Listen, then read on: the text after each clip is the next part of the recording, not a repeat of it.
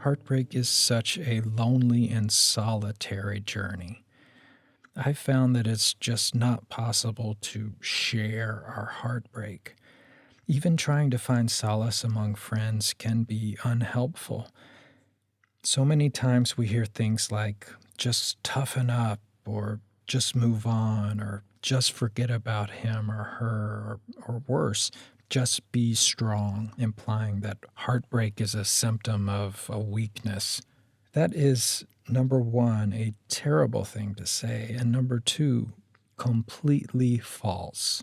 As we've talked about before, heartbreak is an indication of the strength of your heart, its latitude for love, its wide breadth of capacity for caring. The traits that make our humanity so special, compassion and love and offering our hearts to others, heartbreak is a measure of those. I know that description seems to glorify this awful pain and hurt you're feeling, and there's nothing glorious about the depression and detachment it brings. One of the mistakes we make so often as humans is to think we understand, to think we understand ourselves, to think we understand others around us. That's a big one. And to think we understand this current time in our lives, to think we know why we're here and what this will mean for our future. Spoiler, we don't. One of the most liberating and helpful things we can do is to relinquish those thoughts, to stop believing we know the future, to stop trying to control our future, to stop telling ourselves the current pain or joy will last forever. Everything changes. Everything changes. Our moods, our bodies, our health, our friends, our weather, our jobs, our ideas and beliefs, our taste and culture, our feelings, our thoughts. It is all changing around us and inside us. We are not static beings. Remember that when you are so certain this current heartbreak will last forever, as I did.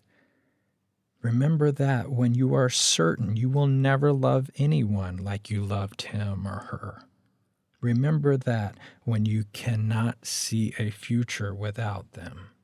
Heartbreak blinds us to almost everything except our current suffering. So it can be almost impossible to see a future where you're happy again. I know, I was there. I completely believed all those lies of heartbreak. And the reason I'm speaking to you right now is because I want to tell you they are lies. They are not true. And it's okay if you cannot see that now. I couldn't. But at least tell yourself, even if you don't believe it, that you will be happy again. This pain and hurt will go away, and go away completely. I found that just saying it out loud took some of the power away from those lies. Not all of it, but it helped.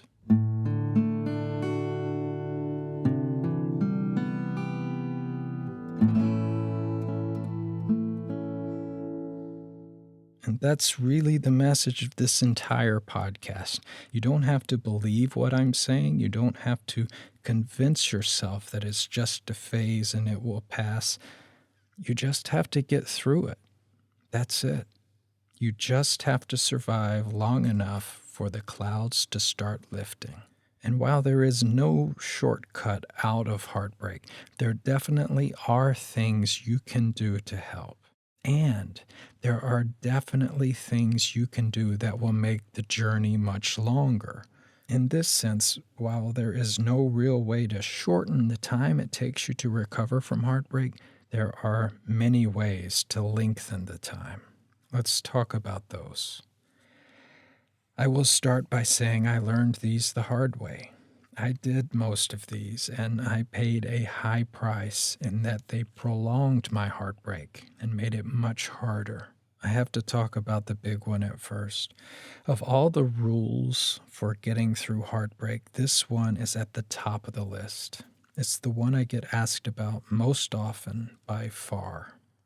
It's the hardest to do, and it's the hardest to understand and agree to and stick to when you're in the middle of heartbreak. And I will tell you this, when you break this rule, it delays your recovery more than any other. It's the no contact rule. It is imperative that you cut off contact with your ex. It is imperative that you not just unfollow or unfriend them, but block them. It is imperative that this person can no longer send you a "Hi, how are you?" text, or a funny meme, or a poop emoji. It is imperative that you stop seeing their name on your phone or your computer. Even if you do manage to stop communicating with them, if they happen to feel nice for a second and want to say hi, seeing their name pop up on your phone can feel like being hit by a truck. And on top of all the emotions and weight of heartbreak that are taking all of your energy to process and deal with, seeing that name pop up on your phone brings a whole new set of chemicals into your brain. A flood of feelings that can set you back so far and make it feel like you're right back to square one. You must accept that you are moving on with your life, that you will not be with your ex. For whatever the reasons, they rejected you, cheating, fighting, it just didn't work. You have to decide that you are moving forward. Whether the breakup was your choice or not, if you are still hanging on, if you are still asking them to take you back, if you are still sending flowers or notes or trying to win them back, your journey out of heartbreak has not really even begun. So once you accept that you are not going to be with this person, the next step is a full and complete break, cutting them out of your life in every way possible. It is difficult to overstate how important this rule is. I know because I tried to get around it. There were times when I thought I was smart and strong enough to still talk to her. There were times when I just missed her so much I slipped up and sent her a message. Each and every time, it set me back. It wasn't until I became so disgusted with myself for sabotaging my recovery over and over again that I finally cut her out, blocked her.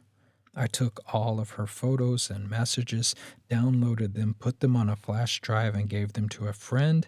I told my friend to not give them back for a full year. I deleted all of them off my computer and phone and the cloud. I left no trace. While the act of doing those things was cathartic, it also served another purpose. Contacting her wasn't as easy anymore. It put a few more steps into the process. I had to really think twice if I was going to slip up and send her a message. In the end, this is what really set me on the straightest, shortest path out of heartbreak.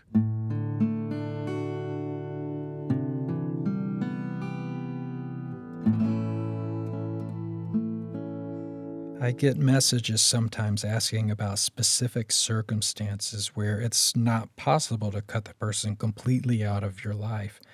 Sometimes they are a coworker, sometimes they're a parent to a shared child, sometimes they're a neighbor.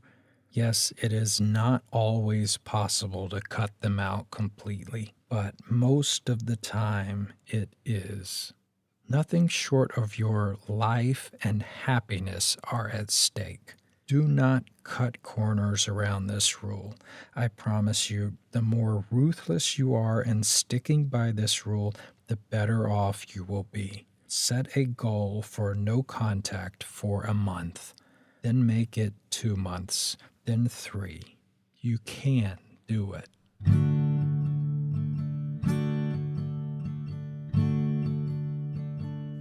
Also, forgive yourself for any setbacks.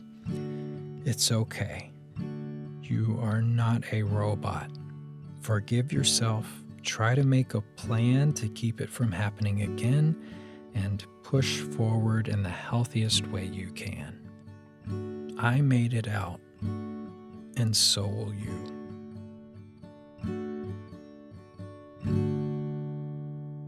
Thanks for listening. This podcast is free and available to all. For more, to send me a note, visit heartbreakpodcast.com. I wish you peace.